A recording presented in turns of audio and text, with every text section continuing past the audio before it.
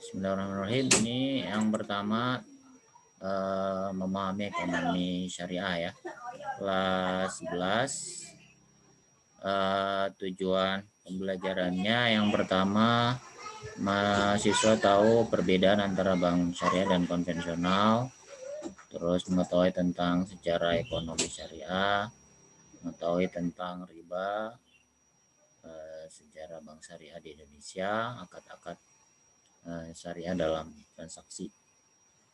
Ya, ini mata pelajaran IPS sih sebenarnya ya. Kalian IPS juga kan? Ya rada nyambung lah. Baik, sebelum lebih jauh kita akan lihat bagaimana sudut pandang Islam terhadap ekonomi. Di Islam itu agama yang sempurna ya. Terlihat dari bagan yang kalian bisa lihat di screen layar, bahwa Islam itu ada 3 komponen penting, akidah, syariah, dan akhlak. Akidah ini terkait dengan keyakinan, kemudian terkait dengan rukun iman kepada Allah, kepada kitab, kepada malaikat, rasul, kepada hari akhir, dan takdir baik dan buruk. Ini akidah. Nah, yang kedua, Islam itu mencakup aspek syariah. Syariah itu adalah hukum ya. Hukum-hukum yang berlaku dalam Islam. Ada hukum yang nanti kaitannya dengan ibadah, ada hukum yang kaitannya dengan muamalah. Muamalah itu interaksi antara muslim dan non muslim. Nah, poin yang ketiga ya, ajaran besar Islam itu akhlak ya. Akhlak itu moral, perilaku, attitude ya, sopan santun, ini akhlak. Jadi 3 komponen inilah yang kemudian diatur dalam agama kita. Jadi agama kita tuh nggak hanya ngurusin keyakinan iman doang, tapi juga kaitannya dengan hukum ya. Selain itu kaitannya dengan akhlak. Jadi percuma imannya baik, sholatnya baik, tapi korupsi ya, moralnya nggak benar berarti itu ya, padahal dia Islam. Maka ini 3 poin inilah yang seharusnya dimiliki pada diri seorang muslim atau muslimah ya. Terus syariah ini akan terbagi jadi 2. Ada bidang ibadah, ada bidang muamalah. Ibadah ini yang kaitannya ibadah hubungan dengan Allah Subhanahu wa taala. Salat, puasa, zakat, haji, dan ibadah-ibadah lain ya. Baca Quran, infak, sedekah. Terus muamalah ini kaitannya dengan interaksi dengan orang lain yang sehingga kemudian melahirkan hubungan publik atau umum ya. Umum ini kemudian ada yang internal itu sesama muslim dan eksternal dengan non muslim. Nanti kalau dengan non muslim melahirkan hubungan antar negara ya, internasional, politik, perdagangan ya.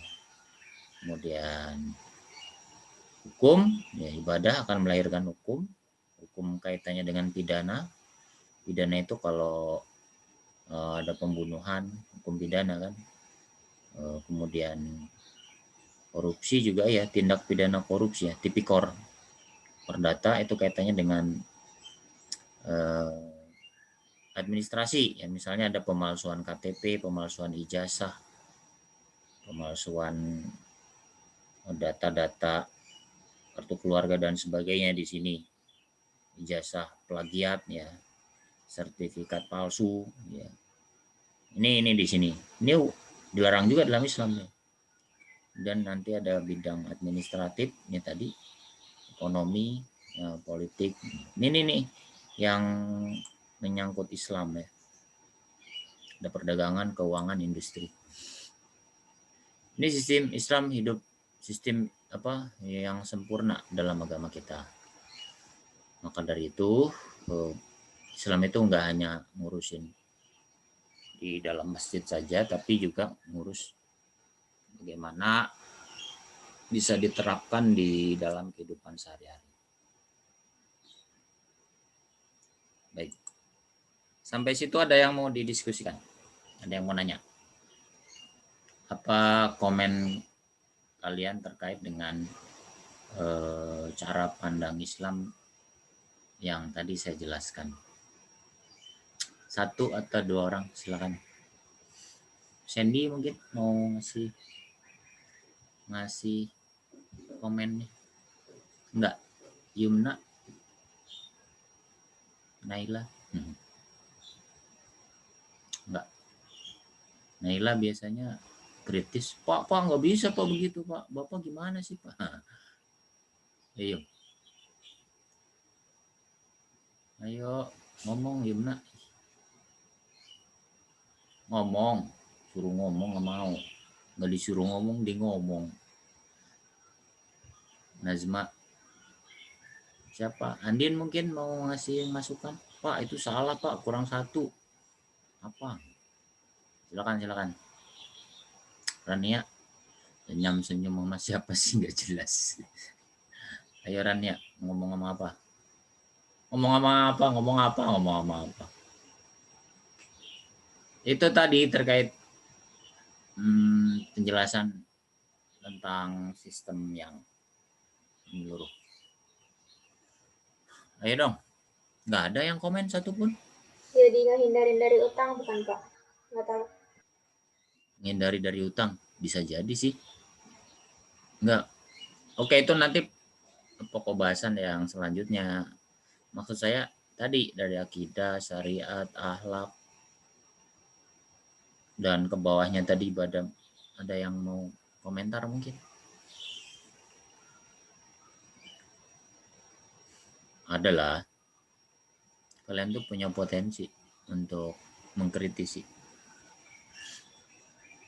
Bisa jadi tuh bagan salah. Ya. Iya dah kalau sama dosen itu Pak dosen tuh boleh nggak saya tambah? Nah gitu dong. Jangan nggak goleng-goleng mah udah biasa goleng-goleng. Oke sekarang gini. Kalau tadi sudah dijelasin tentang lengkap sempurnanya Islam ya. Terus kok berapa persen sih yang bisa orang Islam tuh ngejalanin dari nilai-nilai yang sempurna itu? Buktinya kan Indonesia mayoritas Muslim, tapi yang korupsi orang Islam juga, ya kan? Korupsi dana bansos Islam juga, korupsi ini Islam juga. Jadi yang salah Islamnya atau apa? Mungkin punya pendapat. Yuk belajar berpendapat.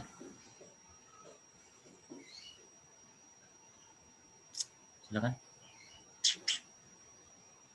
Yuk. Aminah. Rafaya. Paham gak sih? Tadi kan sempurna tuh katanya ya kan. Tapi kok yang sholat juga dikit masjid, ngaku doang KTP-nya Islam tapi perilakunya nggak sesuai dengan akhlak Islam. Jadi berarti Islamnya harus dikoreksi dong ya gitu, atau gimana? Ayo silakan berpikir. Ada yang punya pendapat? Ada yang punya unek-unek? Satu atau dua orang. Afra, paham Afra? Enggak, satu pun enggak ada. Jadi sistemnya atau orangnya, oknumnya atau orangnya. Jadi kalau misalnya gini, ada satu kampus, seorang kuliah di kampus itu, terus yang kuliah di kampus itu ternyata ngelakuin tindak pidana ya. Yang disalahin tuh orangnya apa kampusnya?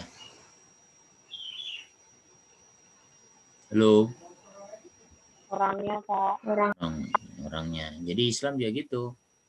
Kalau Islamnya mah nggak salah, orangnya gitu ya. Oke, kita lanjut. Ini udah, lanjut ya. Apa makna syariat? Secara bahasa, coba dibaca. Siapa ya? Sebentar, biar nggak ngantuk. Rachel Miranti. Rachel apa Rahel? Serah Bapak dia mau manggil saya apa? Kamu sukanya dipanggil apa? Apaan sih? Apa aja saya mau, Kak. Rahel ya. Baca yang mana? Itu, kamu kelihatan nggak? Iya, baca yang bahasa apa istilah? Semuanya, guys. Oke. Apa makna syariat dalam bahasa berasal dari bahasa Arab syariah atau syara'. Artinya jalan yang dilewati menuju sumber air. Menurut Imam Al-Qurtubi, mazhab, aturan, dan undang-undang. Menurut istilah, semua aturan yang Allah turunkan untuk manusia, baik terkait masalah akidah, ibadah, muamalah, maupun akhlak, atau terkait hubungan makhluk dengan Allah, maupun hubungan antar sesama makhluk. Thorik Syariah Islami, makna Qotan halaman 13. Oke, itu secara bahasa dan istilah. Kalau secara bahasa itu aturan, undang-undang. Kalau secara istilah, ya aturan Allah, ya, baik terkait masalah akidah, ibadah, muamalah, akhlak, atau hubungan dengan makhluk Allah yang lain. Tujuan syariat Islam. Nah, tujuan syariat Islam ini ada 1, 2, 3, 4, 5. Ini yang disebut dengan maqasidus syariah atau tujuan-tujuan dalam agama. Jadi Islam itu bertujuan yang pertama memelihara agama. Tidak boleh memaksakan, ada pemaksaan dalam agama. Tidak boleh memaksakan orang lain memeluk agama yang sudah dia punya. Jadi seorang yang beragama memaksa orang lain untuk pindah agama, itu nggak boleh. Atau sesuatu yang terkait dengan agama itu dilindungi, nggak boleh menistakan Al-Quran, merobek-robek Injil, ya, mencoret-coret apa namanya wihara, bakar gereja, nggak boleh. Di Islam tuh melindungi itu. Jadi kebebasan menjalankan agamanya masing-masing dilindungi dalam Islam.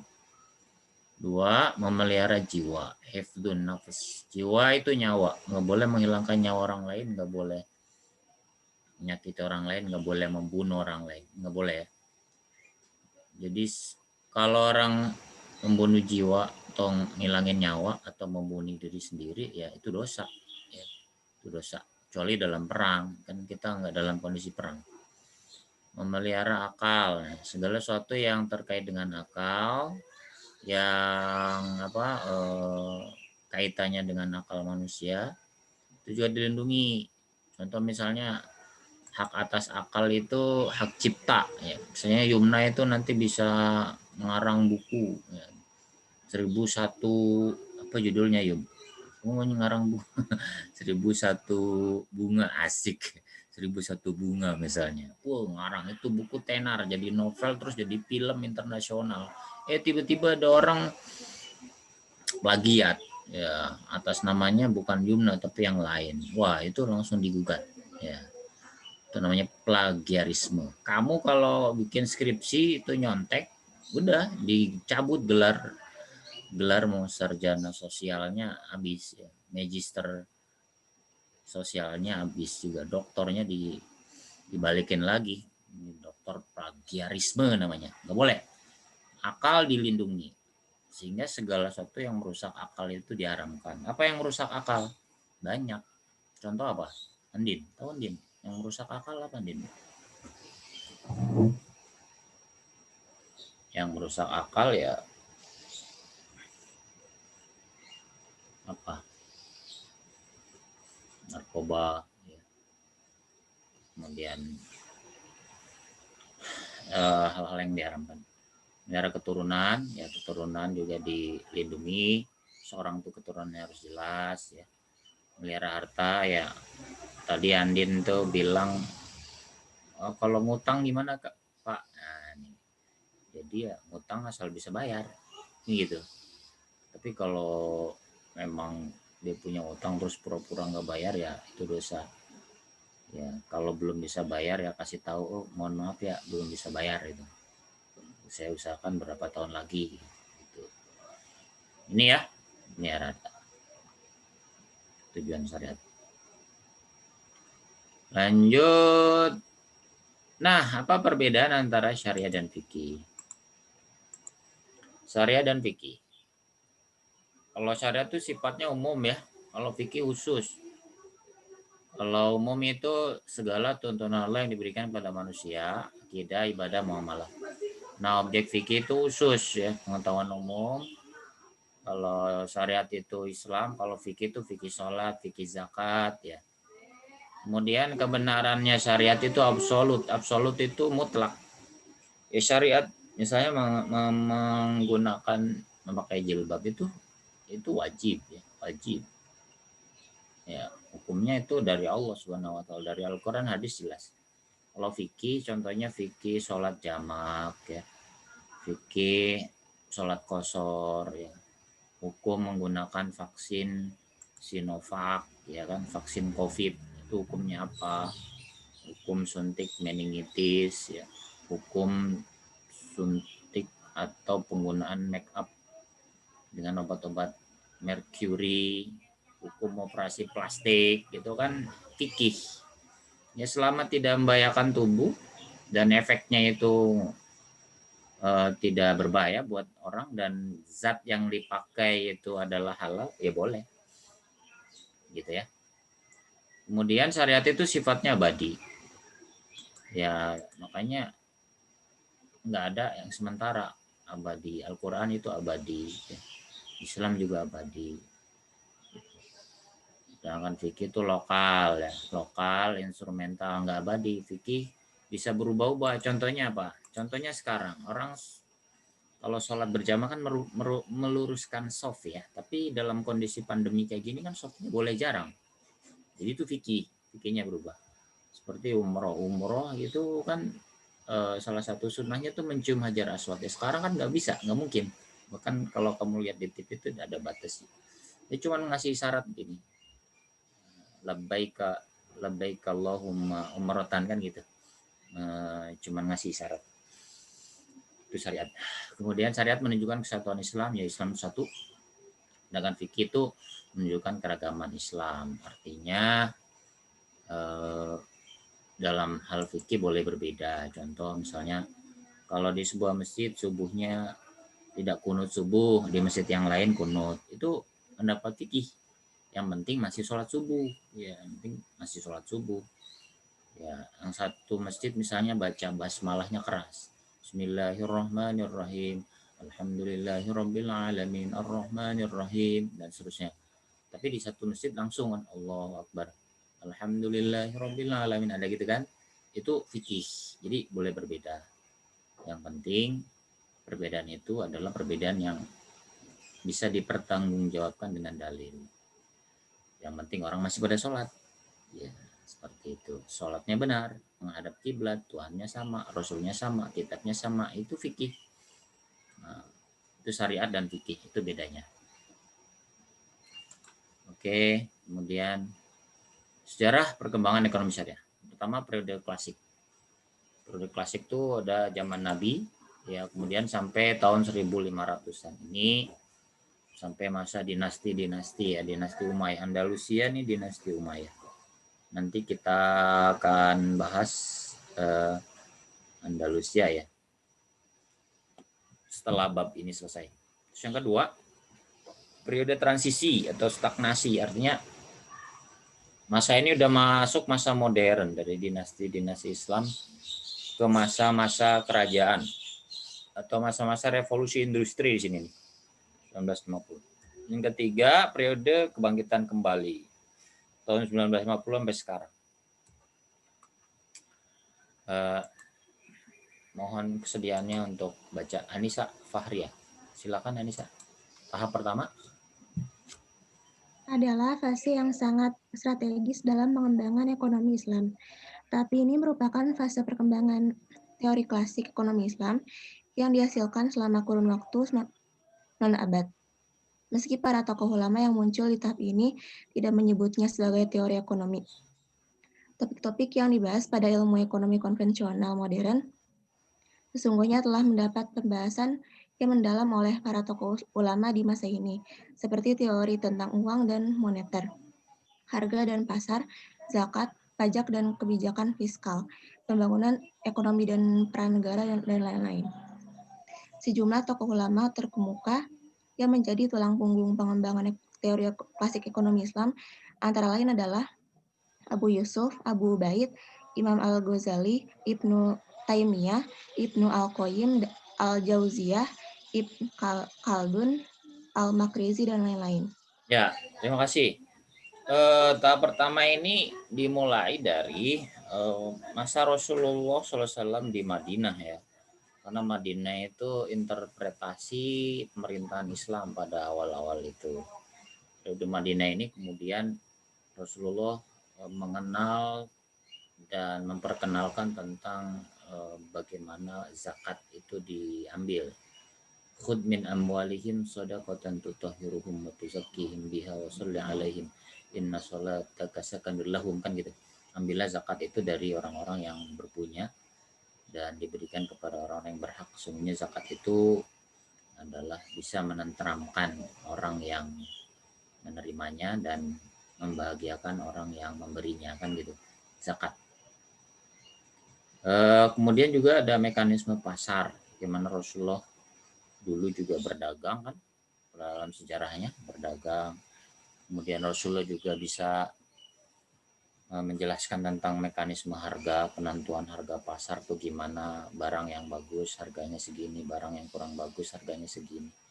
Jujur dalam perdagangan. Kemudian ada teori tentang pajak ya. Doribah namanya dalam Islam, pajak.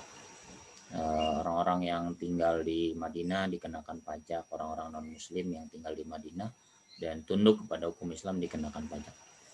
Nah, ini tahap pertama ya. Meskipun tahap pertama ini tidak disebut teori-teori yang menyebutkan ini teori ekonomi klasik, enggak. Cuman Rasul langsung ngelakuin. Bagaimana dulu ketika Nabi bercerita tentang kejujuran dalam pasar ya, itu langsung dijelaskan ya. Ada kisahnya pasar di Madinah itu seorang pedagang, dia menjual kurma. Nah, kurmanya itu di atasnya kurma yang kualitas bagus, tapi di dalamnya kurmanya udah busuk, jadi ditumpuk. Ketika ada yang beli itu dicampur, kurma yang bagus sebelah atas kemudian campur sama yang bawahnya. Terus Nabi lihat, terus Nabi bilang, man ghasyana falaysa minna, orang yang menipu dalam jual beli bukan golongan kami. Itu dalam prakteknya Nabi ngelakuin itu. Nah, setelah Nabi wafat kemudian dilanjutkan oleh para khulafaur rasyidin dan oleh murid-muridnya sampai ke masa kerajaan-kerajaan Islam. Nah, di antara ulama-ulama yang mengembangkan adalah Imam Ghazali, Ibnu Taimiyah, Ibnu Qayyim, Ibnu Khaldun, Al-Makrizi, Abu Ubaid, Abu Yusuf. Ini teori-teori tentang pajak, tentang ekonomi syariah tahap-tahap awal. Lanjut tahap kedua. Aku mau minta tolong siapa ya? Lana bisa tolong baca Lan. Tahap kedua Lan. Perkembangan ekonomi Islam mengalami stagnasi. Hampir tidak ada hal baru yang berkembang pada periode ini. Pada fase ini, yang menjadi representasi utama kekuatan dunia Islam adalah dinasti Turki Utsmani. Dengan kontribusi pentingnya adalah menjadikan wakaf tunai sebagai mesin pertumbuhan ekonomi selama kurang lebih 5 abad. Konsep yang berkembang adalah asuransi syariah. Lalu pada awal abad 19, seorang ulama mazhab Hanafi yang bernama Ibnu Abidin 1784 sampai 1836 Masehi menjadi tokoh ulama pertama yang membahas secara eksplisit definisi, konsep, dan pola transaksi asuransi yang sesuai dengan syariat Islam. Pembahasan tersebut kemudian diperkuat oleh Muhammad Abduh melalui fatwanya pada awal abad ke-20. Fase ini juga menjadi saksi tumbuh dan berkembangnya ilmu ekonomi konvensional di daratan Eropa. Oke, terima kasih. Jadi tahap kedua itu masa endingnya kerajaan dinasti Muslim ya. Nabi sudah wafat, Khulafaur Rasyidin Abu Bakar, Umar, Utsman, Ali selesai, kemudian digantikan tabiin ya. Tabiin itu ada Hasan al-Basri dan seterusnya selesai. Masuk ke masa-masa yang mendekati masa modern sebenarnya ini.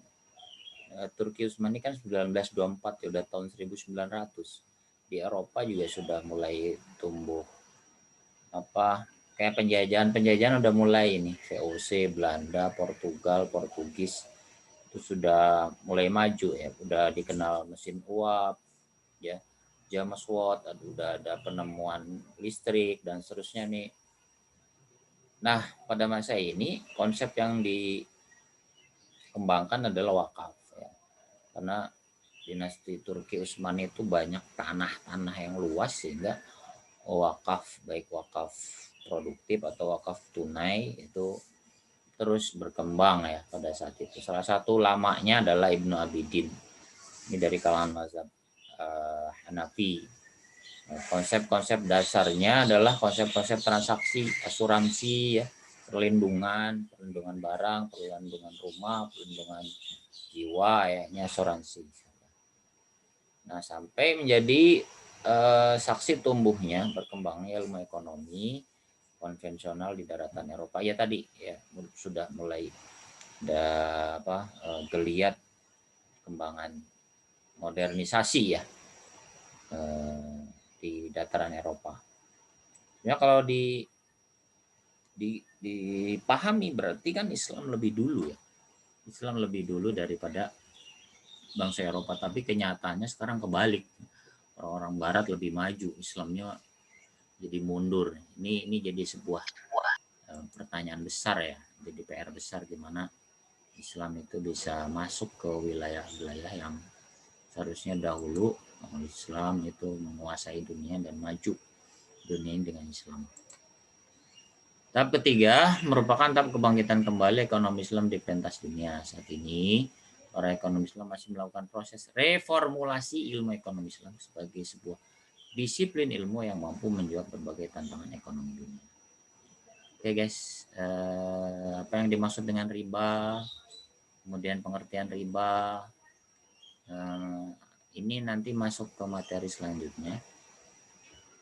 Ada pembagiannya nanti saya jelaskan ya. Kemudian riba dalam jual beli itu apa aja, kemudian riba dalam utang piutang itu apa aja, tahap pengharaman riba dalam Al-Quran, pertama, kedua, ketiga, keempatnya ayatnya harus hafal nih.